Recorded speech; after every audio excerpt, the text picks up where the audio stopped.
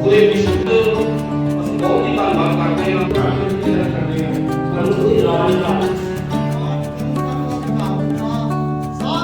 जिन्होंने की परम पूज्य गुरु गणपति महाराज जी द्वारा रचित। स्वागत है ਤੁਹਾਡਾ ਸਾਡੀ ਨਵੀਂ ਵੀਡੀਓ ਦੇ ਵਿੱਚ ਤੇ ਅੱਜ ਦੀ ਵੀਡੀਓ ਇਸ ਤਰ੍ਹਾਂ ਹੈ ਕਿ ਭਗਵਾਨ ਵਾਲਮੀਕੀ ਸਭਾ ਨਿਊਜ਼ੀਲੈਂਡ ਤੋਂ ਮੁੱਖ ਸੰਚਾਲਕ ਸੁਸ਼ੀਲ ਮੋਮਾ ਜੀ ਨੇ ਜੋ ਮੁਹਿੰਮ ਚਲਾਈ ਸੀਗੀ ਕਾਫੀ ਦਿਨਾਂ ਤੋਂ ਉਹ ਅਸੀਂ ਰੋਕ ਰੱਖੀ ਸੀ ਕਿਉਂਕਿ ਦਿਨ ਤਿਉਹਾਰ ਥੋੜੇ ਜਿਹੇ ਆਗੇ ਸੀਗੇ ਉਸ ਦੇ ਕਰਕੇ ਅਸੀਂ ਉਹਨਾਂ ਨੂੰ ਥੋੜਾ ਜਿਹਾ ਵਿਰਾਮ ਦਿੱਤਾ ਸੀਗਾ ਤੇ ਬੂਟਾ ਪਿੰਡ ਜਾ ਕੇ ਅਸੀਂ ਪਾਵਨ ਯੋਗੀ ਮਾਂ ਤੇ ਮੁਕਤੀ ਮਾਲਾ ਦੀ ਜੋ ਮੁਹਿੰਮ ਅਸੀਂ ਫਲੈਕਸ ਬੋਰਡ ਲਗਾਉਣ ਦੀ ਸ਼ੁਰੂਆਤ ਕੀਤੀ ਸੀਗੀ ਉਹਨੂੰ ਦੁਬਾਰਾ ਸ਼ੁਰੂ ਕੀਤਾ ਗਿਆ ਵਾ ਉਸ ਮੁਹਿੰਮ ਨੂੰ ਤੇ ਉਸ ਮੁਹਿੰਮ ਦੇ ਤਹਿਤ ਅਸੀਂ ਉੱਥੇ ਹਰਪ੍ਰੀਤ ਜੀ ਨੂੰ ਮਿਲੇ ਤੇ ਉਹਨਾਂ ਦੀ ਸੱਚੀ ਘਟਨਾ ਔਰ ਜਿਹੜੀ ਸੱਚੀ ਘਟਨਾ ਚੱਲ ਰਹੀ ਆ ਇਹਦੇ ਵਿੱਚ ਇਸ ਵੀਡੀਓ ਦੇ ਵਿੱਚ ਹਰਪ੍ਰੀਤ ਜੀ ਮੇਰੇ ਨਾਲ ਬੈਠੇ ਹੈ ਬਲੈਕ ਪਗੜੀ ਦੇ ਵਿੱਚ ਬਲੈਕ ਜੈਕਟ ਦੇ ਵਿੱਚ ਤਾਂ ਤੁਸੀਂ ਦੇਖ ਸਕਦੇ ਹੋ ਤੇ ਅਸੀਂ ਉਹਨਾਂ ਦੇ ਨਾਲ ਕੀ ਘਟਨਾ ਬੀਤੀ ਆ ਉਹ ਪੂਰੀ ਕਹਾਣੀ ਇਸ ਵੀਡੀਓ ਦੇ ਵਿੱਚ ਤੁਹਾਨੂੰ ਦੇਖਣ ਨੂੰ ਮਿਲੇਗੀ ਤੇ ਬਾਕੀ ਯੋਗੀ ਮਾਂ ਤੇ ਮੁਕਤੀ ਮਾਲਾ ਦੀ ਮੁਹਿੰਮ ਦੇ ਨਾਲ ਇੱਕ ਮੁਹਿੰਮ ਹੋਰ ਚਲਾਈ ਜਾ ਰਹੀ ਹੈ ਨਿਤਨੇਮ ਲਹਿਰ ਭਗਵਾਨ ਵਾਲਮੀਕੀ ਜੀ ਦੀ ਨਿਤਨੇਮ ਦਾ ਜੋ ਕਿ ਪ੍ਰਭੂ ਰਤਨਾਗਰ ਜੀ ਨੇ ਲਿਖੀ ਹੋਈ ਸੀ ਤੇ ਬਾਕੀ ਸਭ ਤੁਹਾਨੂੰ ਇਸ ਵੀਡੀਓ ਦੇ ਵਿੱਚ ਦਿਖਾਉਂਦੇ ਆ ਤੇ ਆਓ ਵੀਡੀਓ ਨੂੰ ਚੰਗੀ ਤਰੀਕੇ ਨਾਲ ਦੇਖੀਏ तो उस वीडियो में जो सच्ची घटना और सच्ची जो कहानी है हरप्रीत जी की ਉਹਦੇ ਨਾਲ जुड़िए। जय वाल्मीकि। भगवान वाल्मीकि जी की पावन मुक्तिमाला और नितनेम मुहिम बूटा पिंड के बच्चों के लिए एक आध्यात्मिक यात्रा भूमिका।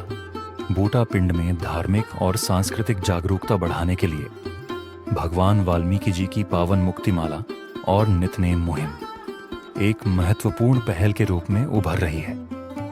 इस मुहिम का मुख्य उद्देश्य बच्चों और युवाओं को भगवान वाल्मीकि जी की पूजा, उनके उपदेशों और उनके जीवन से जुड़ी शिक्षाओं से परिचित कराना है।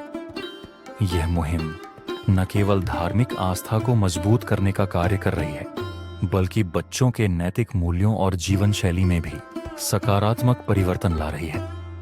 भगवान वाल्मीकि जी ज्ञान और मुक्ति के प्रतीक भगवान वाल्मीकि जी को आदि कवि कहा जाता है, जिन्होंने महाकाव्य रामायण की रचना की। उनका जीवन संघर्ष, आत्म सुधार और भक्ति का प्रतीक है। वे हमें सिखाते हैं कि कोई भी व्यक्ति अपने कर्मों को बदलकर मोक्ष और शांति प्राप्त कर सकता है। उनकी शिक्षाएं हमें बताते हैं कि सच्चाई और धर्म का मार्ग ही सर्वोच्च मार्ग है। 2 समाज में सभी समान हैं और कर्म ही व्यक्ति का असली परिचय होता है। 3 भक्ति और साधना से आत्मा की शुद्धि संभव है। 4 शिक्षा और ज्ञान के माध्यम से समाज को श्रेष्ठ बनाया जा सकता है। इन्हीं मूल्यों को बच्चों के मन में जागृत करने के लिए पावन मुक्तिमाला और नितनेम मुहिम चलाई जा रही है। पावन मुक्तिमाला और नितनेम मुहिम का उद्देश्य यह मुहिम बूटा पिंड के बच्चों को भगवान वाल्मीकि जी की भक्ति में प्रेरित करने और उनके उपदेशों को दैनिक जीवन में अपनाने के लिए चलाई जा रही है। इसके मुख्य उद्देश्य इस प्रकार हैं कि भगवान वाल्मीकि जी की पूजा और भक्ति को बढ़ावा देना, बच्चों को भगवान वाल्मीकि जी के भजन, आरती और मंत्रों का ज्ञान दिया जाता है। हर दिन नितनेम दैनिक प्रार्थना का अभ्यास कराया जाता है, जिससे वे अपने दिन की शुरुआत सकारात्मक ऊर्जा से करें। 2 शिक्षा और नैतिकता का विकास। भगवान वाल्मीकि जी ने शिक्षा को जीवन का सबसे महत्वपूर्ण अंग बताया है। बच्चों को सच्चाई, ईमानदारी, करुणा और परिश्रम जैसे मूल्यों को अपनाने की प्रेरणा दी जाती है। 3 बाल संस्कार शिविर और सत्संग। हर सप्ताह बाल संस्कार शिविर का आयोजन किया जाता है, जिसमें भगवान वाल्मीकि जी की कहानियां, उनके जीवन के प्रसंग और उनके संदेश सुनाए जाते हैं। बच्चों को रामायण और वाल्मीकि रामायण के महत्वपूर्ण प्रसंगों की जानकारी दी जाती है। 4 सामूहिक आरती और कीर्तन। हर संध्या को बूटा पिंड के वाल्मीकि मंदिर में सामूहिक आरती और कीर्तन का आयोजन किया जाता है, जिसमें बच्चों को भाग लेने के लिए प्रेरित किया जाता है। इससे उनमें भक्ति की भावना जागृत होती है और वे आध्यात्मिक रूप से मजबूत बनते हैं। पाय योग और ध्यान का अभ्यास। बच्चों को मानसिक रूप से शांत और एकाग्र बनाने के लिए योग और ध्यान सत्र कराए जाते हैं। भगवान वाल्मीकि जी ने भी ध्यान और साधना का महत्व बताया है, जिससे मन और आत्मा की शुद्धि होती है। 6.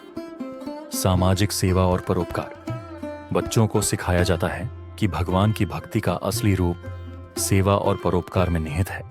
वे वृद्ध आश्रमों, अनाथालयों और जरूरतमंदों की सहायता करने के लिए प्रेरित किए जाते हैं। मुहिम का प्रभाव।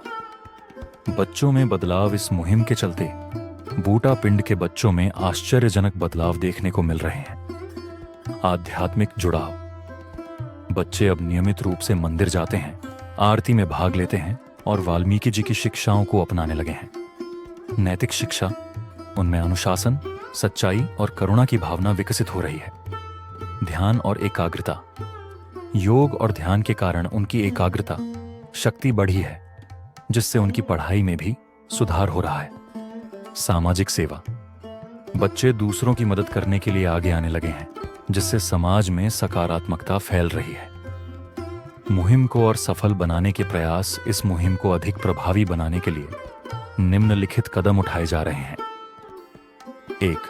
वाल्मीकि बाल पुस्तकालय। बच्चों के लिए भगवान वाल्मीकि जी से जुड़ी पुस्तकें, रामायण की बाल कहानियां और नैतिक शिक्षा की किताबें उपलब्ध कराई जा रही हैं। 2. धार्मिक प्रतियोगिताएं और सांस्कृतिक कार्यक्रम। बच्चों के लिए भजन गान, रामायण वाचन, नाटक और वाद विवाद प्रतियोगिताएं आयोजित की जाती हैं, जिससे वे अपनी प्रतिभा को पहचान सकें। 3.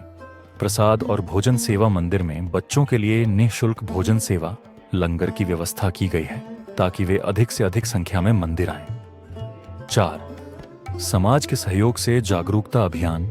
वाल्मीकि समुदाय के बड़े बुजुर्ग, शिक्षक और समाज के अन्य लोग इस अभियान में सहयोग कर रहे हैं। वे घर घर जाकर बच्चों और उनके माता पिता को इस मुहिम से जोड़ने का कार्य कर रहे हैं। निष्कर्ष। भविष्य की दिशा। भगवान वाल्मीकि जी की पावन मुक्तिमाला और नित्यनेम मुहिम केवल एक धार्मिक आंदोलन नहीं, बल्कि एक आध्यात्मिक और नैतिक पुनर्जागरण है। बच्चों में भगवान वाल्मीकि जी की पूजा और शिक्षाओं के प्रति रुचि बढ़ रही है, जिससे उनका जीवन सकारात्मक दिशा में आगे बढ़ रहा है। इस मुहिम से प्रेरित होकर कई और गांवों में भी ऐसे कार्यक्रम शुरू किए जा सकते हैं। यह मुहिम हमें सिखाती है कि अगर हम बच्चों को सही मार्गदर्शन दें, तो वे भविष्य में समाज और धर्म के उज्जवल स्तंभ बन सकते हैं। भगवान वाल्मीकि जी की कृपा से यह अभियान निरंतर आगे बढ़े और समाज को नई दिशा दे, यही कामना है। जय भगवान वाल्मीकि जी।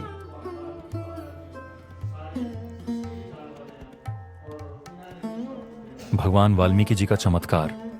हरप्रीत की आस्था की कहानी। पहला भाग। संतान की मुराद। हरप्रीत और उसकी पत्नी की शादी को 10 साल हो चुके थे, लेकिन उनके घर किलकारियों की गूंज सुनाई नहीं दी थी। परिवार और समाज के दबाव के कारण उनकी चिंता और पीड़ा बढ़ती जा रही थी। उन्होंने कई डॉक्टरों से सलाह ली, आयुर्वेदिक उपचार किए, तांत्रिकों से उपाय पूछे, लेकिन कोई भी कोशिश रंग नहीं लाई। हरप्रीत को बच्चों से बहुत लगाव था। जब भी वह किसी बच्चे को खेलते हुए देखता, उसका मन भर आता। हरप्रीत की पत्नी भी अंदर ही अंदर टूट चुकी थी। वह अक्सर रातों को चुपचाप रोती और भगवान से प्रार्थना करती। लेकिन जब हर कोशिश नाकाम रही, तो उनके रिश्तेदारों और पड़ोसियों ने भी उन्हें ताने देने शुरू कर दिए। कुछ लोगों ने उन्हें ईसाई धर्म अपनाने की सलाह दी। वे कहते, अगर तुम ईसा मसीह की शरण में जाओगे तो तुम्हारी झोली खुशियों से भर जाएगी। कुछ मौलवी भी उन्हें इस्लाम अपनाने का सुझाव देते, लेकिन हरप्रीत को इन बातों पर विश्वास नहीं था। वह धर्म परिवर्तन नहीं करना चाहता था, बल्कि अपने ही धर्म में रहकर समाधान चाहता था। दूसरा भाग। भटकाव और निराशा। हरप्रीत और उनकी पत्नी कई धार्मिक स्थलों पर जाकर मन्नतें मांगी। वे हर गुरुद्वारे, मंदिर और दरगाह पर गए, लेकिन उनकी झोली खाली ही रही। साल दर साल बीतते गए, लेकिन उनकी गोद सूनी ही रही। धीरे धीरे हरप्रीत की आस्था कमजोर पड़ने लगी। वह सोचने लगा कि शायद भगवान ने उसके नसीब में संतान का सुख लिखा ही नहीं है। अब उसे मंदिरों में जाना व्यर्थ लगने लगा था। एक दिन किसी ने उसे सलाह दी, बूटा पिंड के भगवान वाल्मीकि मंदिर में जाओ। वहां सच्चे दिल से जो भी मुराद मांगी जाती है, वो पूरी होती है। लेकिन हरप्रीत हंस पड़ा। अगर भगवान ने मेरी सुननी होती तो तो अब तक सुन लेते। मैंने तो हर जगह माथा टेका, हर जगह अरदास की, लेकिन कहीं से कोई जवाब नहीं आया। अब और भटकने का कोई फायदा नहीं। पर पत्नी कहा, चलो आखिरी बार कोशिश कर लेते हैं। भगवान वाल्मीकि जी से कभी कुछ नहीं मांगा, हो सकता है इस बार हमारी किस्मत बदल जाए। तीसरा भाग, आस्था की लौ। आखिरकार एक दिन थक हार कर हरप्रीत भगवान वाल्मीकि मंदिर पहुंचा। यह मंदिर उसके घर के पास ही था, लेकिन वह कभी वहां नहीं गया था। उस दिन वह बेहद निराश था। उसने मंदिर में जाकर भगवान वाल्मीकि जी की मूर्ति के सामने सिर झुका दिया और कहा, भगवान, मैंने कभी आपसे कुछ नहीं मांगा, कभी आपके मंदिर नहीं आया। मैं यहां वहां भटकता रहा, लेकिन आज मैं हार चुका हूं। अगर आप सच में मेरे दुखों को जानते हैं तो मेरी गोद भर दीजिए।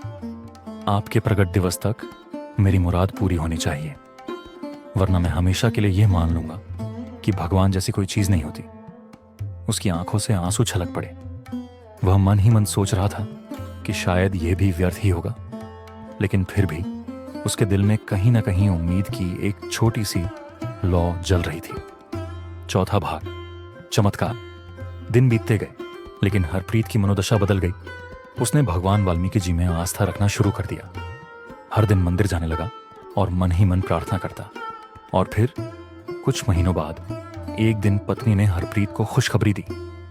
वह मां बनने वाली थी। हरप्रीत को पहले यकीन नहीं हुआ। उसने कई बार डॉक्टर से पुष्टि करवाई, लेकिन हर बार नतीजा वही आया। और सबसे बड़ा चमत्कार तो तब हुआ जब हरप्रीत की पत्नी ने ठीक भगवान वाल्मीकि जी के प्रगट दिवस वाले दिन एक सुंदर और स्वस्थ पुत्र को जन्म दिया। हरप्रीत की आंखों से खुशी के आंसू बह निकले। उसे विश्वास नहीं हो रहा था कि भगवान ने उसकी सुन ली थी।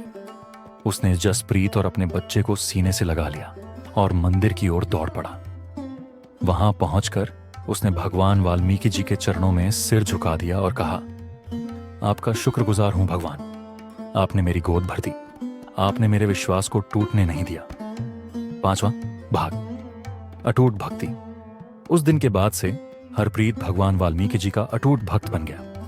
अब वह हर रोज मंदिर जाता, वहां सेवा करता और अपनी संतान को भी धार्मिक संस्कारों से जोड़ने लगा। उसके घर में अब खुशियों का माहौल था। उसने अपने जीवन में भगवान वाल्मीकि जी के चमत्कार को महसूस किया था और अब वह पूरी श्रद्धा के साथ उनकी भक्ति करता था। उसकी यह कहानी पूरे गांव में फैल गई। लोग उसकी आस्था और भगवान वाल्मीकि जी के चमत्कार के बारे में बातें करने लगे। कई अन्य निसंतान दंपति भी उसी मंदिर में मन्नत मांगने लगे और उनकी भी झोली खुशियों से भरने लगी। हरप्रीत की जिंदगी में जो सुख शांति आई वह सिर्फ भगवान वाल्मीकि जी की कृपा से ही संभव थी। उसने जीवन भर उनके प्रति अपनी श्रद्धा बनाए रखी और लोगों को यह सिखाया कि अगर भक्ति सच्ची हो तो भगवान जरूर सुनते हैं।